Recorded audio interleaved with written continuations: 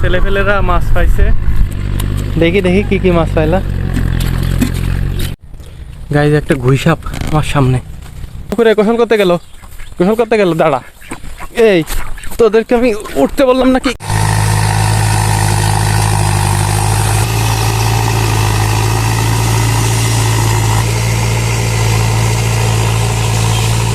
ছেলেপেলেরা মাছ পাইছে, তো চলেন দেখা যাক কি কি মাছ পাইছে।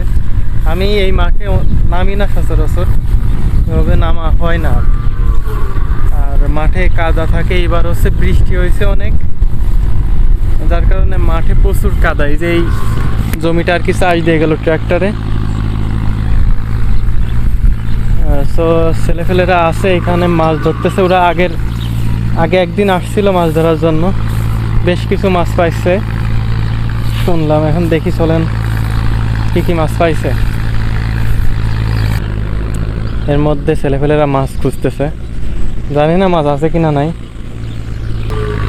মাছ মোটামুটি পাইছে শুনলাম।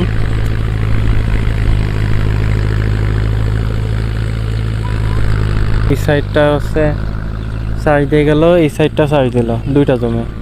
এদিকে আসো দেখি দেখি। তোমরা আগের দিন আসছিল না মাছ ধরতে? আগের দিনও পাইছিল অনেকগুলা? আচ্ছা,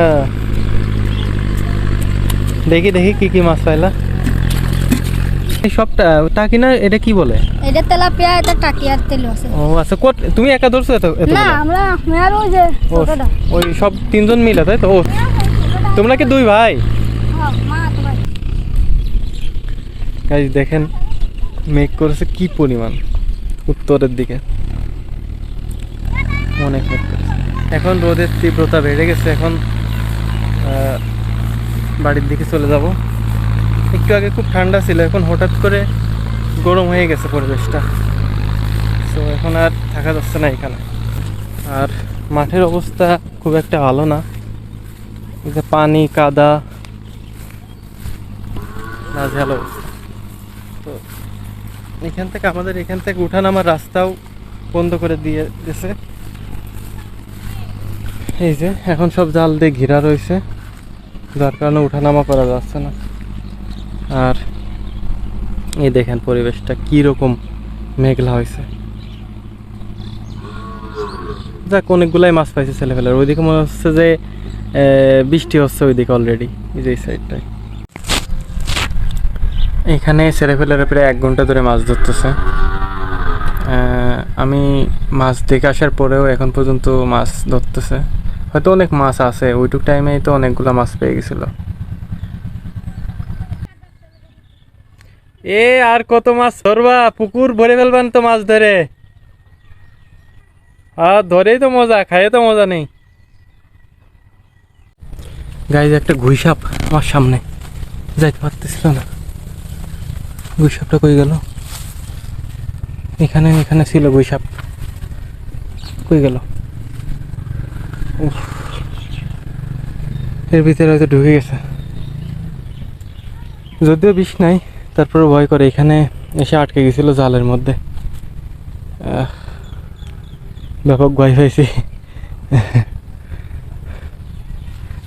দেখাতে পারলাম না, এখানে অনেকক্ষণ ছিল।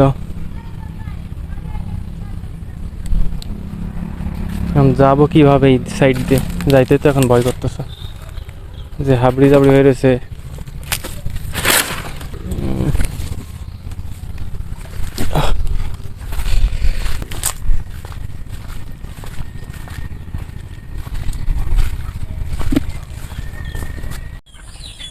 দেখেন হাঁসটা পার্টি করে বেড়াচ্ছে।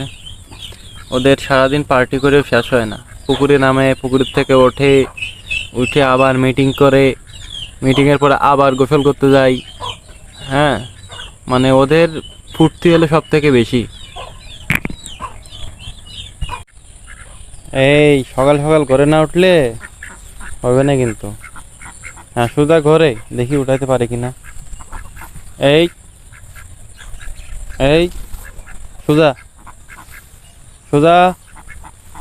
হ্যাঁ ওঠা চাই, ঘরে উঠা চাই। রেডি? এই 1 2 3। কি ব্যাপার? এরকম তো হওয়ার কথা না। আমি কি গোল দিচ্ছি নাকি? এই একটা উঠছে, একটা সাকসেস একটা।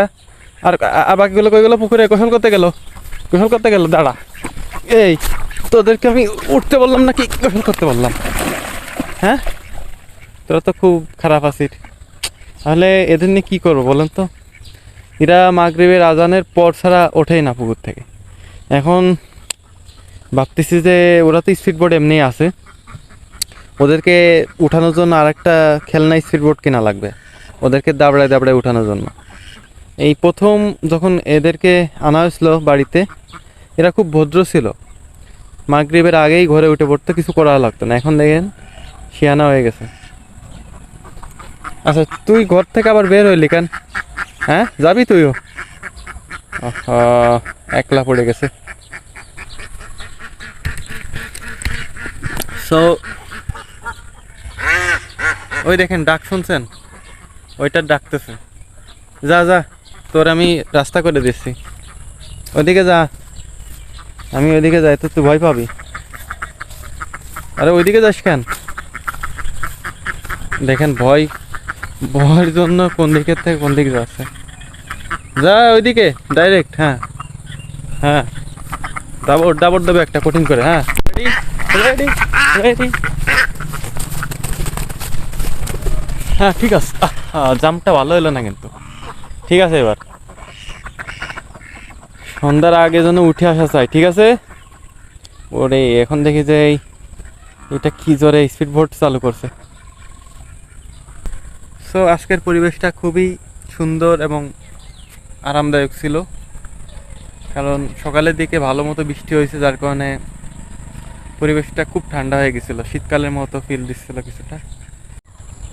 অবশেষে 15-20 মিনিট পর ওদের গোসল শেষ হলো।